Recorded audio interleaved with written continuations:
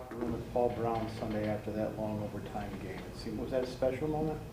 Yeah, I mean, this game, there's the margin for error is like small, and the parity is so good in this league, and people from the outside, if you never played an NFL game or competed at this level, you think that like based on historical numbers that we're supposed to go in there and just win with our eyes closed, and it's not like that. If you're not on your game, like you can lose any given Sunday. So it was an emotional roller coaster, to say the least. But we made one more play than they did, so we were able to come away with that win and hurry up and get up out of there. You had one of those plays, obviously. For a guy who's known for his blocking these days, what does it mean to you to be a go-to guy in a key moment? I mean, I don't expect anything. For me, it's about being accountable whenever my number is called, whether it's a run play or a pass play.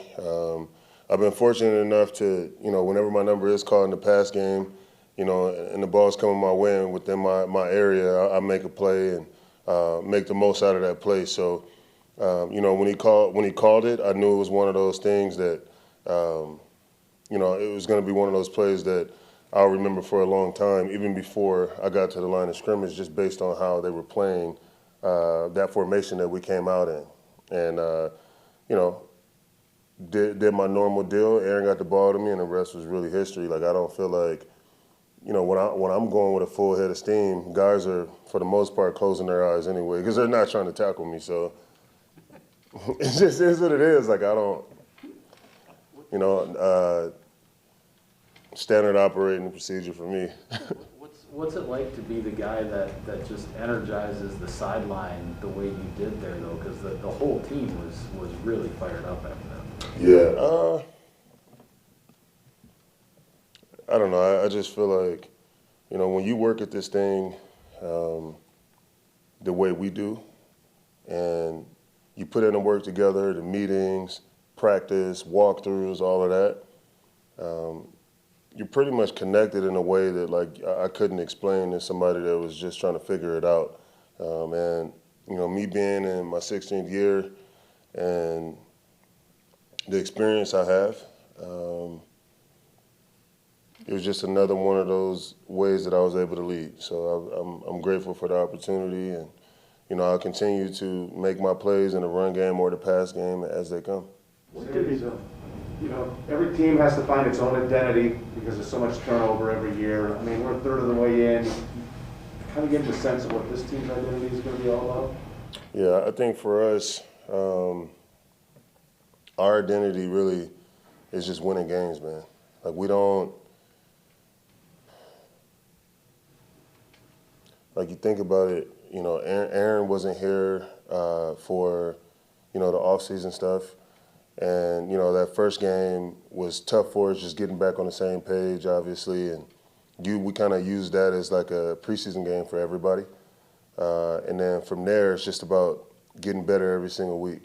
And being able to, when there is adversity, being able to acknowledge that and flush it. And moving forward, and I think we've been able to do that. We're definitely a resilient team. Here we are with 2 games already this year, one against 49ers and last Sunday where we were battle tested. And I think, when you work your way through the season and you get towards the end of the year, winning those close games and being battle tested, that's what it comes down to. So we've shown so far that we can win those close games. We lead on each other. We don't point fingers. And everybody just be accountable to each other. And I think that's really our identity is. What do these Packers-Bears matchups mean to you? Is it any different than any other Sunday when this rivalry kicks in? It's no different in the way I prepare. Like, I'm always looking to go out there and dominate regardless of who's in front of me. But obviously, when it's the Bears and a rival game, your spidey senses are up a little more. But, we want to prepare the same way, prepare with, great attention to detail, go out there with some expectancy, understanding what's going to happen, knowing your opponent, and going out there and executing. That's what it comes down to. So As far as that's concerned, every game is the same for us. You know, I don't. Whoever I'm going against, I look at them the same way. I don't like them. It is what it is, and it's going to be a dogfight the whole entire time. But you know, I've been built for that. So you know, that's how we're going out there and how we're looking at it. Marcedes, it seemed like, you know, back in the days of the West Coast offense, it seemed like anytime you got it within the 5-yard line, tight ends were going to score a touchdown because everybody, I don't know why, but it just seemed like it was taking candy from a baby. Why doesn't that happen as much anymore now? I think it's just all a part of the evolution. I mean, you know, like for us, we don't have a goal line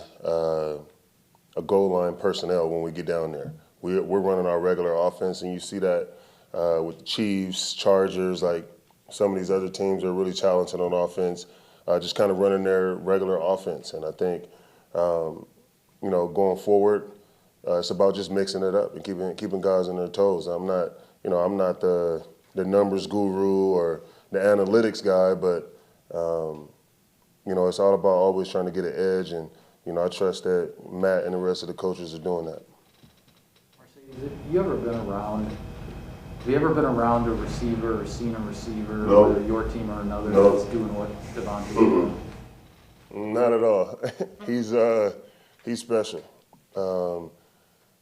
The way Tay goes about his business, and I think that's why we become really good friends. Is just, you know, there's always been a mutual respect, and we always talk about it. When I was in Jacksonville doing my thing, and you know, I would watch him over here, and obviously you hear about it, but actually being on the same team with him, we actually just talked about it before I came in here.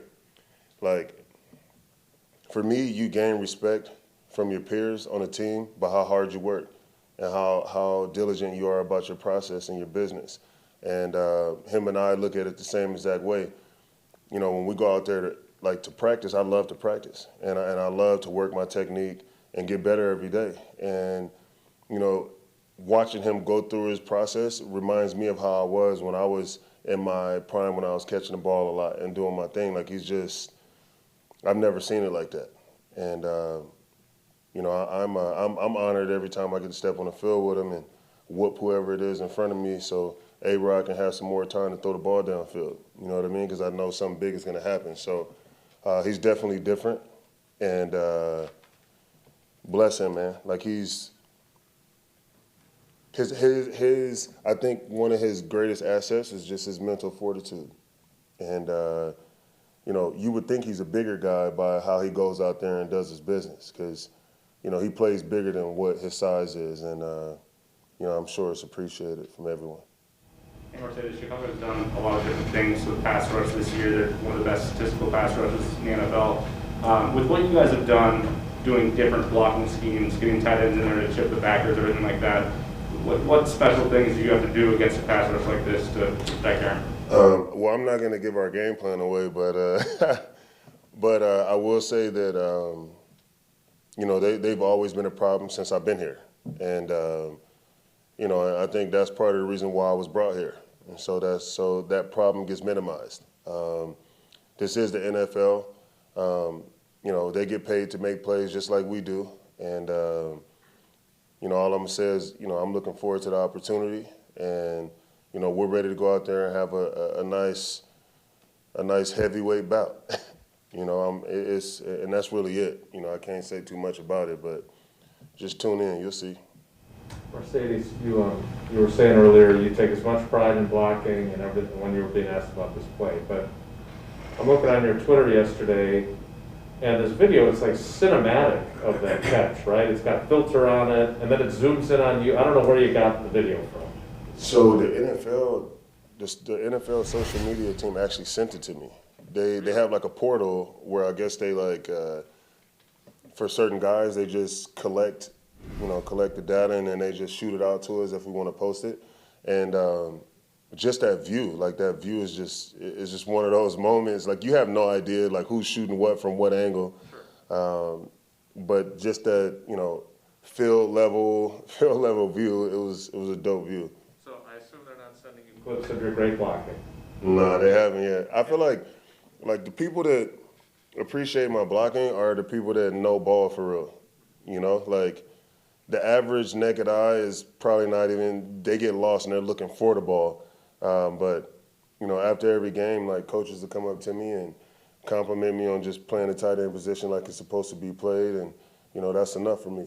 Well, I think most of us in here notice when you're blocking Bosa or all the other things you do. My question, though, is we're not that far removed from having a conversation in the locker room about how you thought about not even coming back after the first year here because you were treated like a third tackle, like I joked about last week. Yeah. So when you do get the opportunities, and you do see the reaction on the sideline, and you do get to do something that even the less experienced eye notices, what does it mean to you? I get what it means to the other guys, but what does it mean to you to still be able to do that? I mean, you know, there's a personal pride for me, just because, you know, when I was born, like, in the inner city, my mom had me at 15 years old. Like, I was born, like, we didn't have nothing, you know, so everything is a profit for me.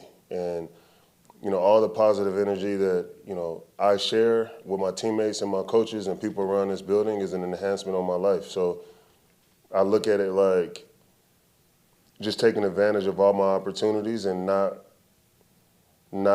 wasting the gift. And, you know, I was born with a certain skill set, and for me to work as hard as I do, regardless of my age, like, I don't judge people on age, so I definitely won't judge myself on age. It's all about the energy and my love for the game, and that hasn't gone anywhere. I think for me it's just a blessing to be on a team where my skill set is still respected, and I don't take that for granted. A big change that's happened in your time in the league is the GPS information on players. And so what was that like when they were first coming to you and saying, you know, you really went nuts yesterday in practice, you know, that balance. Do they, how much of that information do they share with you as a player? Because I have a feeling that these coaches now are looking at that and coming out of an overtime game and kind of setting their schedule for players and, you know, how to get ready for the next week, right? Yeah, I mean, yeah, the GPS thing is amongst other things that, you know, wasn't there when I first got drafted. I think we had just got away from, like, black and white TV by the time I first got drafted, but they don't share too much of the GPS information. They more just, you know, they look at the data and kind of tailor practice based on that. We probably think that we're just getting a bone, but they're just looking at it, trying to take care of our bodies. And I think it's an awesome tool, you know, especially the evolution of the game, how offenses are evolving now. And obviously I'm just speaking for, because I play on the offensive side of the ball. It's a lot more running, a lot more spread, stuff like that. So they're trying to take care of guys, especially receivers. And you don't want to run anybody into the ground so long season. So it's definitely a benefit. How much does the veteran rest day mean to you, and what do you usually do during those days? I mean, this is the first time. I mean, we started it last year. I had never gotten a day off. I was in Jacksonville getting ran into the ground. Like, I'd take, like, 1 reps, like the number 1 reps, and then they want another look for the 2s and be like, Sadis, can you get out there? Just because they didn't trust who was behind me. And me being who I am, I'm like, all right, cool. But after a while, I'm just like, bro, like, this is not, I won't last long doing this, you know? So the fact that, you know, I'm able to come here and put in my work and get my work in on the days that I'm working and then have a day off has helped me kind of put, I don't know, plays or reps back on my body. And on Thursdays, it's mostly 3rd down, 2 minutes, stuff like that. I'm not on neither one of those. And so I'm able to get an extra lift in during practice, flexibility stuff, get some conditioning in, and then I normally go back out to the field and help coach the young tight ends. So, J.O. said yesterday that he would keep you till you're 45.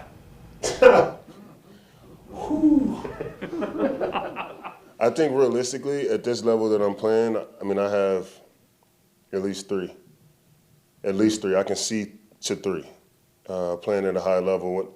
When I feel like I can't play at this level, I don't think I could be a guy just like chilling with a jersey on like that. That's not me. But, you know, I respect J.O. so much, and I appreciate him saying that. You know, I take that as a compliment. And, I don't know, man. It's just special being here, and the fact that I'm able to go do my thing on the field and come back and be in a meeting room where this positive vibration flowing all through that room, it makes it worth it. You said you feel like you could play 3 more years. Would you want to play 3 more years if you physically can? Yeah, I'm at 16 now. Gonzalez had 17. I need to get 18. I mean, that's my goal. Like for me, I'm pretty hard on myself. Like my expectations for myself are, heavier than what a coach could ever put on me, a family member, or a critic. And so if I couldn't do it, I would be honest with myself and back out. But, with me getting Thursday off and, working the way I do and going out there on Sundays, and I dictate the physicality. Okay, I'm not getting whipped. You could turn my film on. I'm not the one getting thrown on the ground and all of that. So because of that, I'm able to play a little longer. Marcedes, in addition to GPS and color television, what else has really changed? Like I'm thinking back, my first year covering the team was '96. Good. And I didn't hear guys talk about energy and flow and feelings like I've heard you and Aaron talk about. You obviously kicked the hell out of guys during training camp with double days and stuff, but how different do you think the game is, and maybe how the humanity side of it is for you to be able to share your flow or your energy with other guys? I think as far as the game and how much it's evolved, it's less Oklahoma drill mindset, beating each other up, and it's more so taking care of each other and learning how to work as a pro. We're all professionals. We're all big, strong, and fast. We know we can hurt each other on any given play. Why do that against each other when we got 17 games to do that? And I think for the most part, for me, that's been the biggest differences in camp and, practices, really. Because practice is like, where you get war tested and get ready for the season. And it's just not like it used to be. And I'm grateful for that. I think there's a lot less concussions during practice because of that. And, from a humanity side, I just think, we're all human beings first. And if your world isn't in order, meaning financially, mentally, spiritually, there's always going to be holes that you're trying to patch up. And I think, in this building, we do a really good job of putting each other first and making sure that mentally, spiritually, we're in the right spot to go out there and compete. It's not about just banging your heads out there on Sunday, but checking on your teammate. Are you good? I'm here for you. So on and so forth. And I'm pretty sure that's different. It's special, and it's not like this a lot of places. Let's go to Zoom. Sarah, go ahead. Yep, we have 2. Go ahead, Aaron Nagler. Marcedes, we've heard a lot about the catch in overtime this past week. It seems like Matt has done a very good job of dialing your number up when teams are not expecting it. Have you ever lobbied in game, hey, they're not looking for me at all, this would totally work right now? And if you haven't, have you ever been tempted to? No, I don't. I think I've never done that even when I was in my prime as far as catching the ball. But I will lobby for a run play. Like I'll tell Matt, like, I'm whipping this dude. We need to come back to that particular run, and then Matt normally does. So as far as catching the ball, like I don't even really think about it. And I think that's why when it does happen, it's a surprise for the defense, because if I'm not thinking about it, I'm sure they're not thinking about it neither. And last one, Stacey Dales. Hey Marcedes, it's been so fun to watch you guys find ways to win early this season. I'm just curious, this year specifically, how would you define the leadership unique to this year on this roster? I think the leadership this year is unique because it's not just the guys that have C's on their chest. I think, you got young guys that are trying to lead and figure out, what type of leader they are. And you got the older guys that are encouraging young guys to do that as well. So, I learn from the young guys just like the young guys learn from me. And, that's how you keep this circle going. So as long as we can keep that up and continue to lean on each other, we'll get to where we want to get to towards the end of this year.